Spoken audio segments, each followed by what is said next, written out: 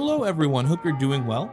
I know with Zendikar Rising previews being literally right around the corner, a lot of attention is kind of being shifted away from some of the newer sets, but today I do want to take a brief look back at Ikoria Lair of Behemoths, especially now that I've had a little bit more time to kind of play with some of these cards in my cube. So of course any list like this is going to be almost entirely opinion based and completely subjective, so please take everything I say with a grain of salt. And if you do enjoy this video and want to see more kind of in this style looking at sets in isolation, please let me know in the comments, give it a thumbs up, consider sharing with a friend. So without further ado, let's get into it. Probably the biggest thing that stood out to me with Ikoria are the companion cards. Two in particular I've been trying in my vintage cube and have been pretty happy with so far. And those of course are Lurrus and Lutri. So Lurrus is a 3/2 creature with lifelink, costing 1 and 2 black-white hybrid mana that has the companion requirement. Each permanent in your deck has converted mana cost 2 or less, which can be pretty impossible to pull off in cube, but that's okay.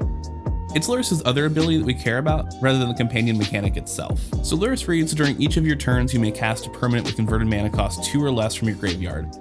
I really like this card in pretty much any mid-range deck that is either black or white. You can just recast so many powerful permanents in most cubes with this. And it's important to note you can also cast things with X in the mana cost, so cards like Engineered Explosives can be really strong to recur. One note though is X does have to be 2 or less with Lurrus, so you can't cast, say, like Stonecoil Serpent as like an 8/8. So taking a look at Lutri. Lutri is a 3 mana 3/2 as well, this time with a hybrid blue-red mana cost, and the companion clause being each non-land card in your deck has a different name, which basically in cube makes it free to include as a companion. So Lutri has flash and the ability to copy an instant or sorcery you control and choose new targets for it, which is just an incredible card. There's really just so many insanely powerful instants and sorceries in most cubes to copy with this. Personally, I really like Lutri in like a blue-red tempo deck, or really any blue control deck that's really spell heavy. So the last companion I do want to look at is Yorion Sky Nomad. As a 5 mana 4/5 blue-white hybrid flyer, it has the ability to exile any number of other non-land permanents you control and return them to play at the beginning of the next end step. Personally, I feel that Yorion is just not right for most higher power level cubes. That being said, if your cube does already have like a really strong blue-white flicker archetype, I think it could absolutely be worth considering. So sticking with creatures, Fiend Artisan is a 2 mana hybrid black and green for a 1/1 that gets +1/+1 for each creature in your graveyard. You can also pay a hybrid black-green and X to tap it to sacrifice a creature, search your library for a creature with converted mana cost X or less, and put it into play, effectively growing Fiend Artisan while acting as a birthing pod itself. I like this card a lot. I've had a whole lot of fun with this one.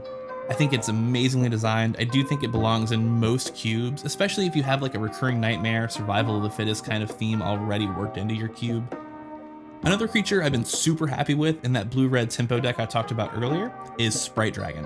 So Sprite Dragon is a blue and a red for a 1/1 flyer with haste that gets a +1/+1 counter every time you cast a non-creature spell. So it's an early play with haste and evasion that grows as the game goes on. Love it. Luminous Broodmoth is a 3/4 flyer for 2 and 2 white that says whenever a creature you control without flying dies, return it to the battlefield with a flying counter. I love this as a curve topper in the mono white deck, just to make your creatures a little more resilient to removal, and definitely at least try this out in most cubes. I've really enjoyed it in mine. So Rael the Everwise is a 0/3 human wizard for 1, a blue and a red, that gets +1/+0 for each instant or sorcery in your graveyard. Whenever you discard 1 or more cards for the first time each turn, draw that many cards. Personally, I'm not a huge fan of this card in my cube. It doesn't feel too impactful with like the Enigma Drake-esque ability, and it dies to any red removal pretty much without having a way to increase its toughness. The draw card when you discard ability could be really fun in like a Grixis Reanimator deck, but I think it's just a little too weak for a lot of cubes. It could be perfect for you though. So the next card I want to take a look at is Drannith Magistrate. Drannith Magistrate is a creature that is very reminiscent of cards like Containment Priest, being a 1/3 for 1 and a white that reads, your opponent can't cast spells from anywhere other than their hands.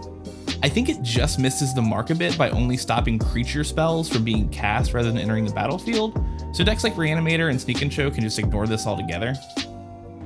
It is a nice counter for cards like Yawgmoth's Will and Snapcaster Mage though, so I don't think it's entirely without a home in the right cube.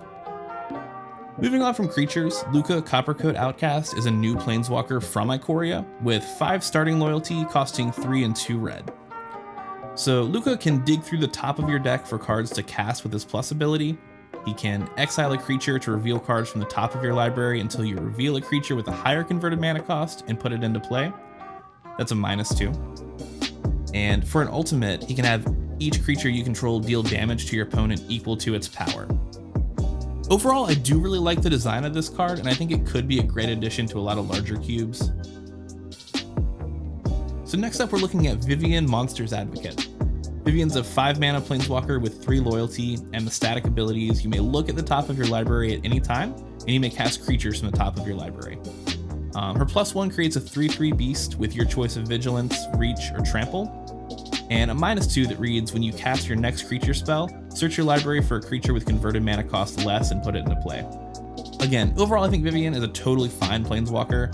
She just feels a little slow, and while I don't think I'll be including her in my cube personally, I think she's worth considering in the average cube if you need another green planeswalker, which, considering what we already have, you likely don't.